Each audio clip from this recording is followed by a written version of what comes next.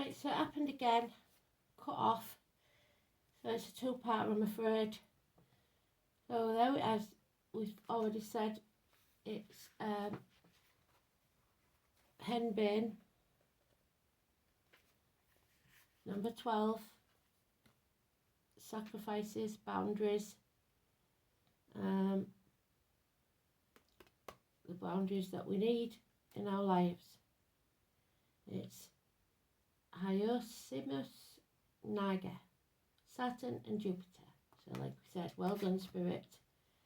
Earth and water, making mud, which we make bricks from, which is the foundation stone for a new beginning. Henbane is a mystical herb with a multiple associations, most often about darkness and death, considered both an oracular herb and a funerary herb, so hence the lilies. In the Greek mysteries, henbane dealt with both the realm of the dead and the realm of spirit. Its smoke used to enter trances and see beyond the veil. It is sacred to Hecate. So again, Hecate, the keeper of the crossroads, the definition of insanity is doing the same thing and expecting a different outcome, and would be used in witches' flying ointment.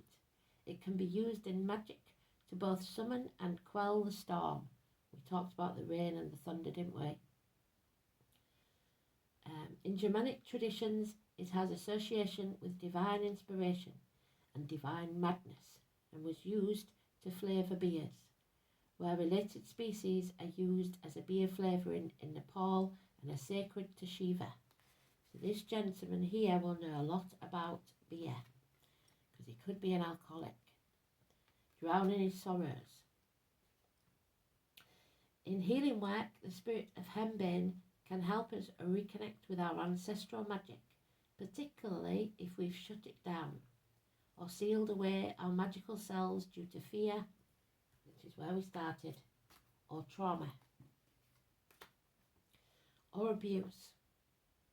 Henbane helps heal ancestral lines where magic was prevalent and then lost due to disbelief in religious indoctrination, or simply a fear of the unknown. Nothing to fear but fear itself. Feel the fear and do it anyway.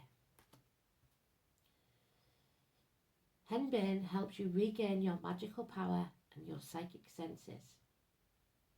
When henbane appears in a reading, you are called to see things differently, to change your perspective, looking at the whole arc of the past, the present and the future for a complete picture.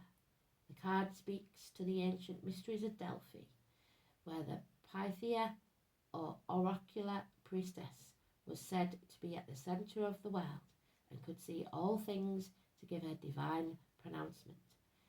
The Pythia was first the priestess of Gaia, which is who she is, Mother Earth, and later Apollo, so the sun god,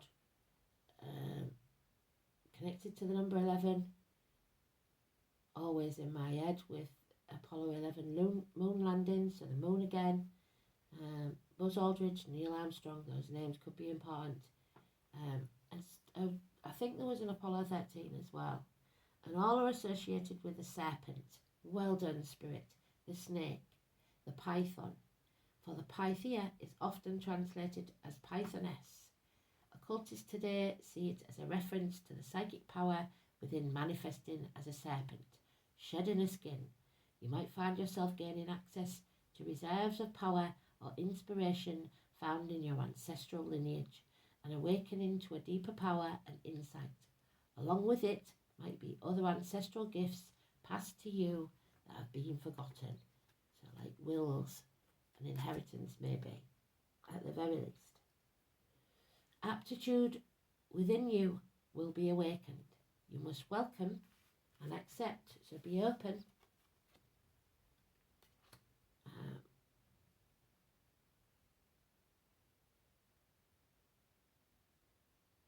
Your ancestral inheritance. And finally, we shall have a Lightworkers card.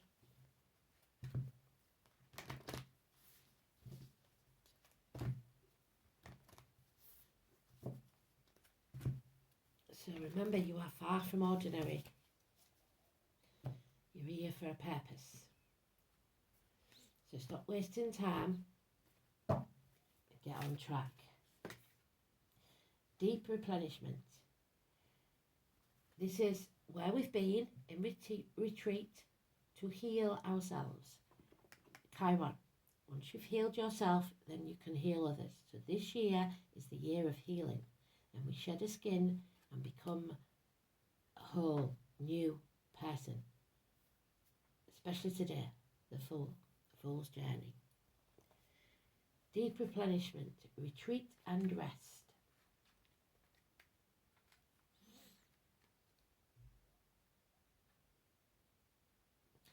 '64.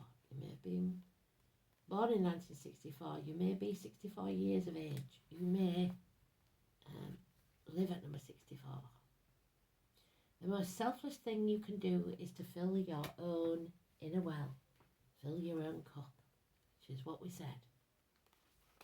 When we're running around half filled, we subconsciously look to things and people around us to give us the nourishment and nurturing that we deeply crave.